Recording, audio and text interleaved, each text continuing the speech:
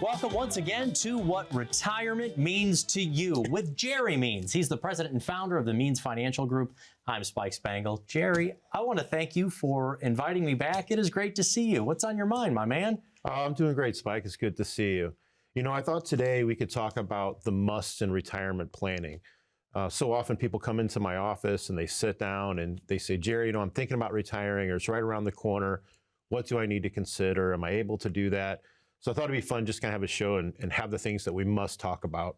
Absolutely. I am excited myself on today's program, the musts of retirement planning. What do you absolutely have to consider before you step into retirement? Or if you're already there, what do you need to review to make sure you can be and stay retired?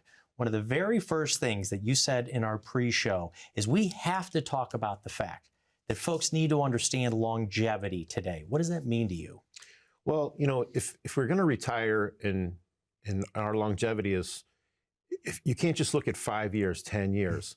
Today, people are living longer. Some people are living 30 years in retirement. Now, every time I say that, I'll have a client come in or potential client come in and they'll say, well, not in my family. I don't have longevity in my family. But there's so many things that you have to consider. I'll use me as an example. My grandparents on my dad's side lived well into their 90s. Mm-hmm. On my mom's side, not as much. You know, they passed away early 70s, but they had different lifestyles. Yeah. They had different employment jobs that they did, things that weren't as healthy for you. So, you know, you can't always just look at family history, although that is important. It's a great indicator, but there's so many other factors. You know, do you exercise? You know, do you have, you know, did your family have those bad habits, you know, that you maybe don't have? So retirement, you know, is a tricky game because if we knew how long we were going to live, it'd be really easy to plan for it. Right. So let's plan for the best, right? So that's what I talk with people about. It kind of begs the question of, can we still retire around the ages of 62, 64, 65, 66? Are you sometimes talking to families about maybe working an extra year or two than parents or previous generations? Where do you decide on the timing of the retirement for folks? Well, I'm glad you asked that because there is no magic number, right? You know, age 50, age 55, age 70, age, 67 when you can get full security benefits. It really just depends on your current situation. And I tell people, if you like what you're doing, you know, and you're enjoying it, why not work a few more years? Because it's definitely going to make your retirement a lot easier. But then I have clients, they don't have that opportunity. Maybe their employer's downsizing or the jobs are moving overseas, you know, whatever that might be. So, you know, there is no magic number or age. It really just depends on everyone's situation. You know, what is your employment situation? What does your savings look like? You know, how long is it going to last if you retire early?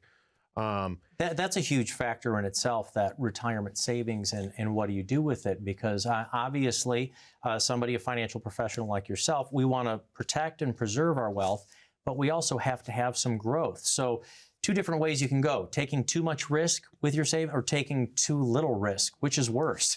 Yeah. Well, you know, one of the other things I want to throw in there too is you have to look at your spouse, right? So it's not just your longevity, but maybe your spouse has that longevity. Right. And you want to take care of them. I had a lady come into my office.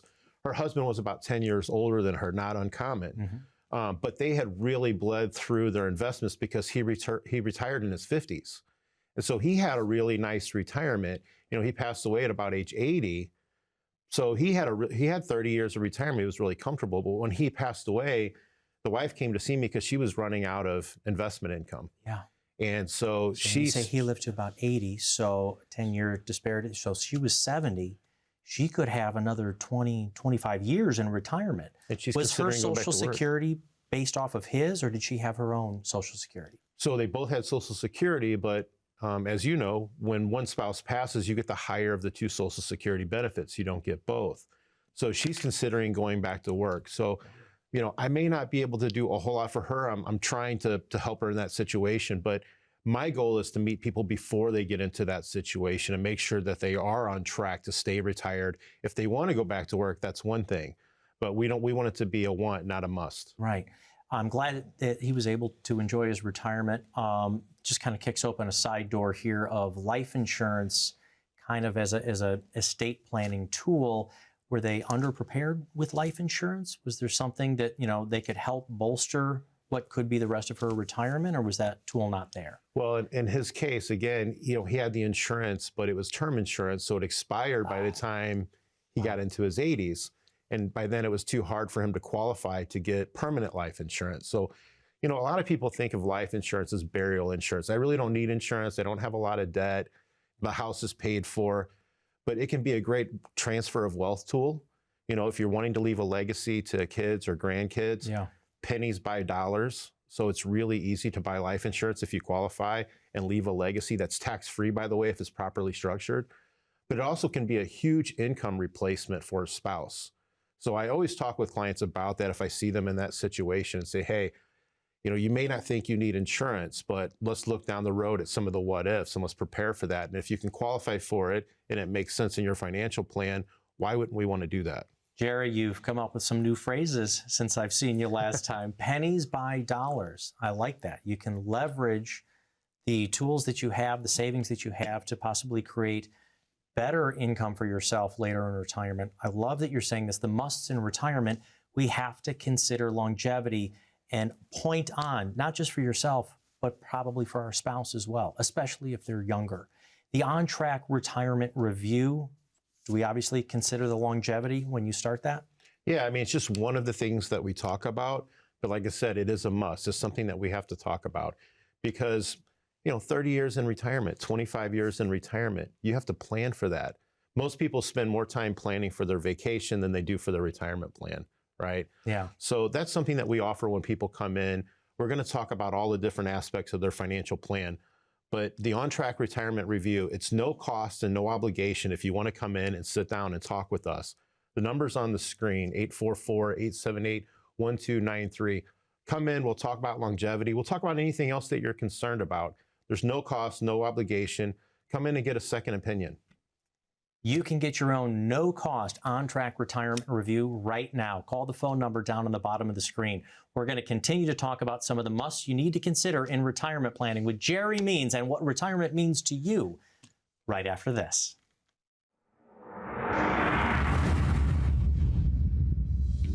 I was like most kids. I wanted to be, law enforcement or fireman or baseball player, of course, that sort of thing. Growing up, even at an early age, my grandfather was a big influence on me. He was kind of the monarch of the family that everyone went to. And if they had questions, they always went to my grandpa. And I was the oldest grandson.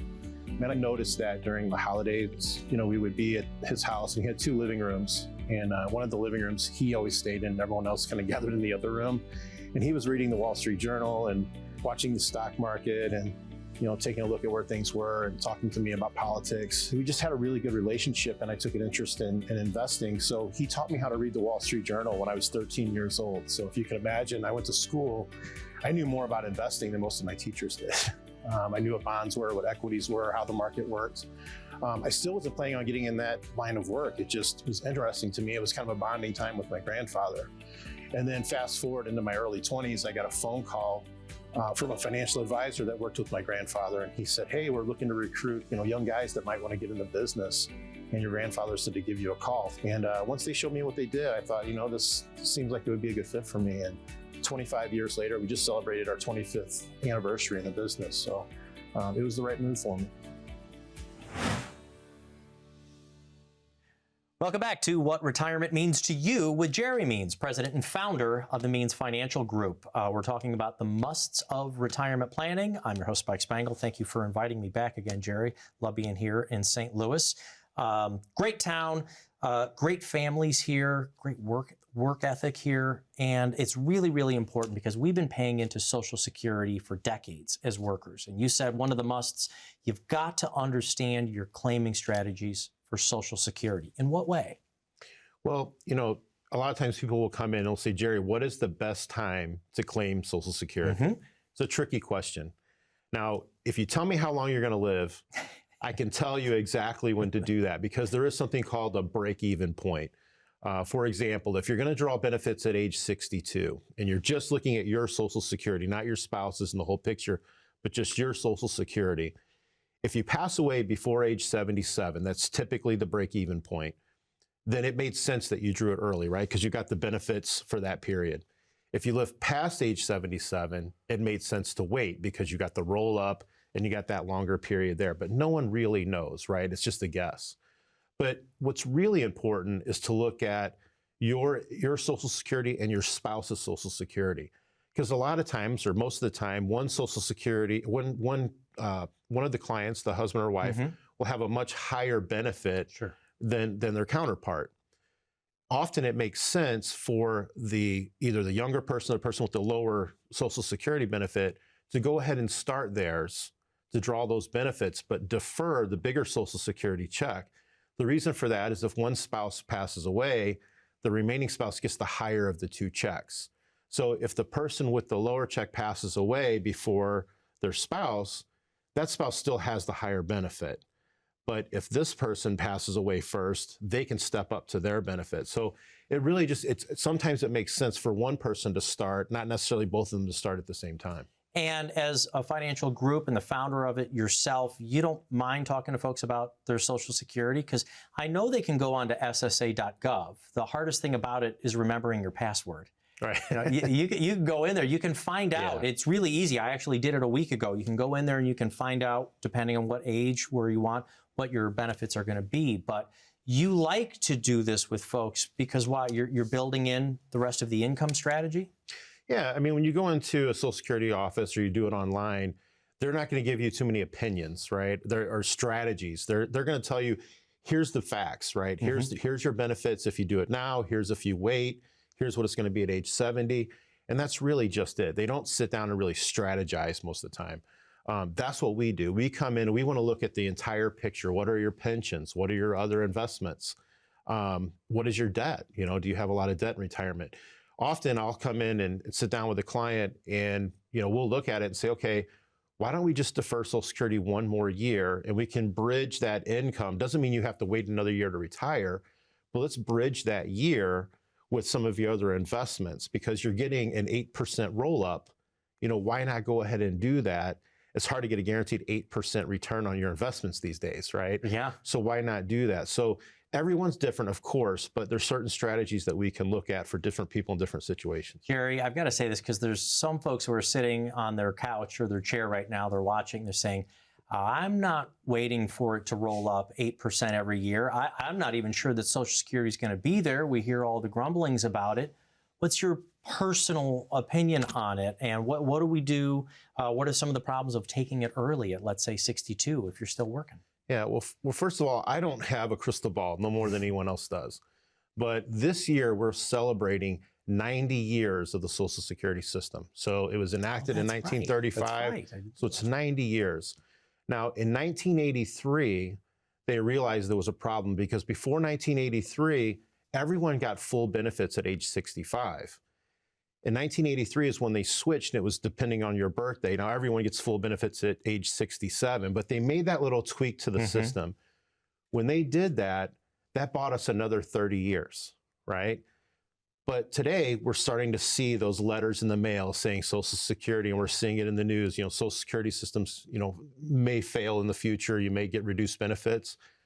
My opinion is they'll do something to tweak that system. 30 years ago, if someone told someone that was, in their 60s now, that were, in their 30s then, that, hey, you're going to have to wait 2 more years to draw your Social Security, it was probably the last thing they were worried about. Same thing today. If you tell a 20 or 30-year-old today, hey, you're going to have to wait until you're 69 until you can get full Social Security benefits, they're not worried about that right now because most people don't even think it's going to be there. Yeah. But the truth is, I think that they, instead of reducing benefits, they may tweak things for the younger generation because people are living longer. There's been advances in technology and medication, things like that. But for people that are looking to retire today, I don't think that they need to worry about Social Security not being there. That's my opinion. Right. And I think some of the reasons why these tweaks are happening is, just like you said, we're living longer. When Social Security first came out 90 years ago, I didn't think about that. In 1935, our lifespan was much, much shorter, and so we're living longer. And Social Security was never meant to be the end-all, be-all, all of your monthly payments. Even when Roosevelt introduced it, it was always meant to be supplemental. So if we have to go out an extra year or two. You also told me on a break, though, one time about warning folks about taking it too early while you're still working. Because there are folks who maybe want to load up on it now because they're afraid of just what we're worried about here. What happens if you take it early and you're working? Yeah, so a lot of people, I've had clients come in and say, I'm 62, I'm eligible for Social Security. This is the first age that you can draw if there's no disability or anything like that. I want to start drawing my Social Security benefits. I'm going to retire, but I'm going to work part-time. I'm going to do some consulting. Well, sometimes people make a pretty good living doing part-time consulting, maybe not their income that they make, during their working years. But there's limits. If you make more than $23,400 this year and you're under the full retirement age, we call it the FRA. So if your full retirement age is 67, you're drawing at 62. Anytime between 62 and 67, if you make more than $23,400, you get penalized $1 for every $2 of Social Security that you get. So it really doesn't make sense. You're getting a lower benefit, and you're going to have to pay some of that back. And what was that threshold? $23,400. So I'm guessing if you're changes still a little bit every year. Yeah. So I'm guessing if you're still working, you're probably making more than that. Pretty easy. And I'm guessing if you're making $23,000, you're scooping ice cream for a living, and I don't think our 60-year-olds are doing that. Yeah, I mean, there are clients that they work 2 days a week because it's something to do, it's interaction, stuff like that. So they just make sure they stay under those thresholds. But I was really concerned for people making $100,000, $150,000. They're at the high point of their career. They're going to retire, and they say, "Hey, I can turn that money on. I don't need it. I'm going to invest it, save it, use it, whatever. Start a tool like an annuity, whatever it might be. But you won't actually get to keep it if you're making those high earnings." Yeah, and it comes back to that fear that maybe Social Security won't be around. So I'm going to draw it while I can. I think that's a big misconception. The other thing to remember is Social Security was never meant to be a retirement plan. It was meant to be a supplement to your retirement plan. And it's a piece of the puzzle. And that's what we sit down is we help people put all of the pieces of the puzzle together. Do you mind telling me once again, though, since I haven't sat in this seat for a while, what are all of those pieces of the puzzle of the on-track retirement review? So what we're going to do, if you come in for the on-track review, first of all, there's no cost and there's no obligation. What we're really offering is for you to come in and visit with us and get a second opinion about your current situation. We want to make sure that you're on track to retire when you plan to, or if you're already retired, we want to make sure that you stay retired. If you want to work, we want it to be because you want to work, not because you have to work. So we're going to sit down and we're going to look first, what is your longevity? What is your longevity plan? We want to look at your health care. What's your health care plan? What are your expenses possibly going to be in retirement? We want to look at your risk in your portfolio. What kind of fees are you paying? And what is your income plan, which I feel is the most important part. Social Security is only a part of the puzzle, a part of the plan, but there's so much more that we can do to guarantee your income stream in retirement. You can call that phone number right now and get started on your own on-track retirement review. As Jerry said, absolutely no cost to you. I also want to make today's show interactive. You probably have your phone in front of you. You can open it up to the camera function and point it at this QR code. It'll take you over to his website, and you can schedule your appointment right there. Do you also understand the musts of your 401k, your pensions, and your own personal investment strategy in retirement? We'll discuss that with Jerry Means when we get back right after this. We know the market is going to get worse from here. This is the biggest monthly decline in 10 years. People's 401ks took a major hit. Well, my investments are tanking. My retirement isn't going as planned. I can't believe I let my kid talk me into buying crypto. I mean, what is that anyway? This was the fourth worst contraction in history. So how are you two doing? Your financial future doesn't have to be uncertain. I'm Jerry Means with Means Financial Group. If you've amassed a nest egg, it's time for a financial advisor to help you reach your retirement goals. This is one of the greatest tax windows in history. Now is the time to take advantage of this tax discount while you can. All of our advisors are fiduciaries, specialize in retirement planning, tax mitigation, estate planning, and more. Plan your retirement right. Call now for your own complimentary portfolio review and tax analysis.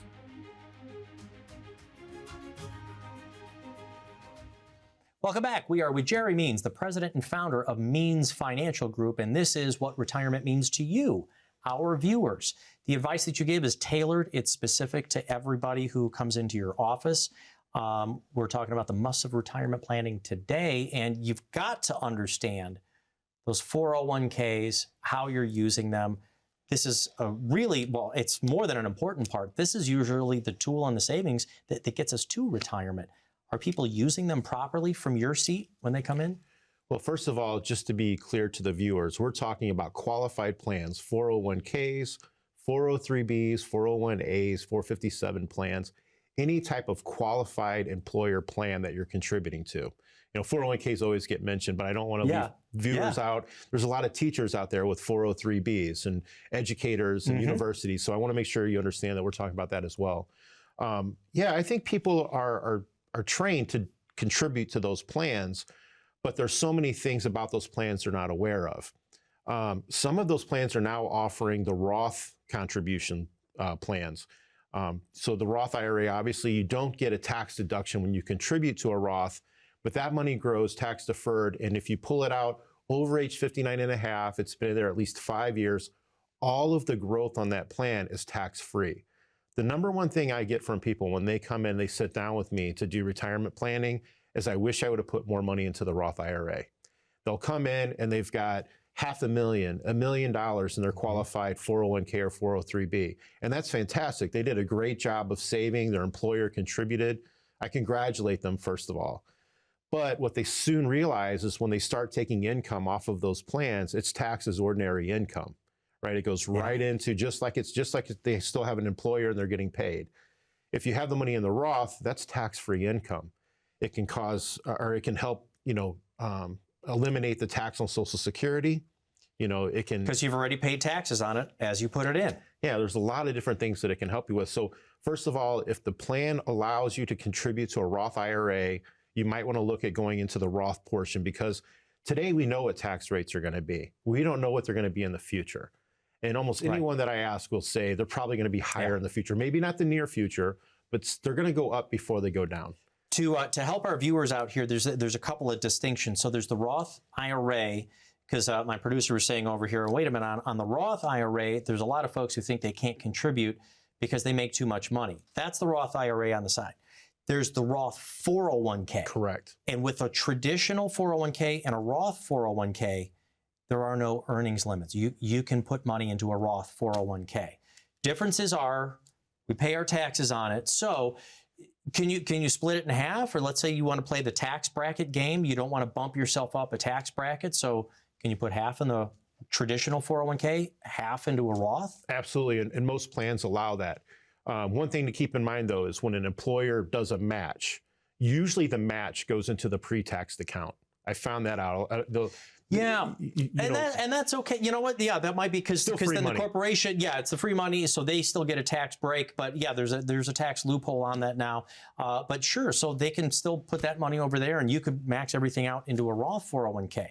Caveats: you've got to know that you're going to pay your taxes on it that year. It's got to be in there for 5 years. After that, after 59 and a half, there's no tax penalty.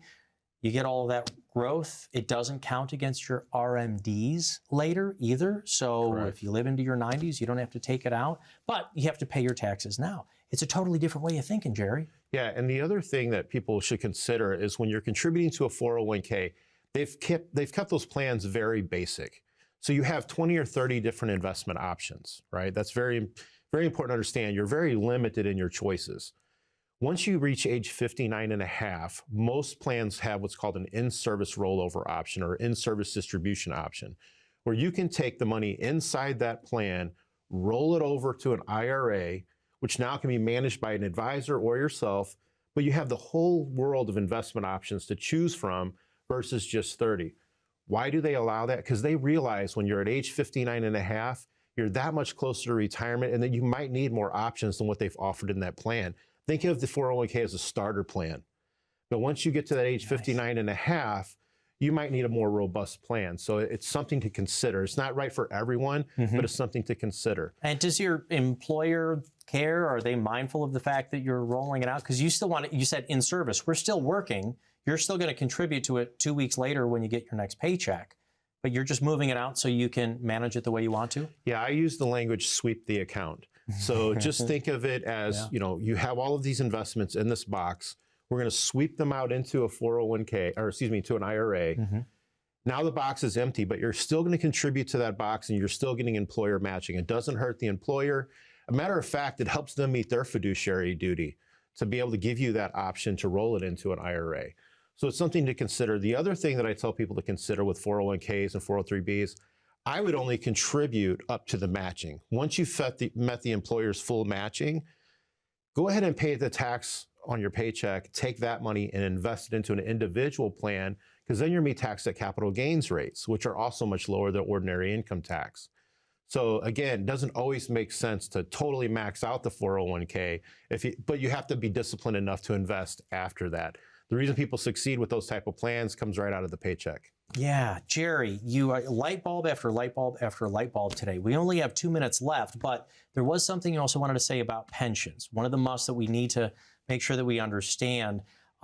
Before turning that on, we want to consider also the lump sum consideration. Yeah, so, when people take a pension, they decide if they want to take 100% pension or if they want to leave a spousal benefit. That can be a 50% spousal benefit, 75% spousal benefit, just meaning if you pass away, your spouse gets that much of your pension. But when you're both gone, the money's gone, right? But if you take the buyout, often we can put that into a vehicle and draw the same amount that you would have got from your pension, but now you're in control of that asset. You don't have to worry about a pension company mismanaging it or depleting it.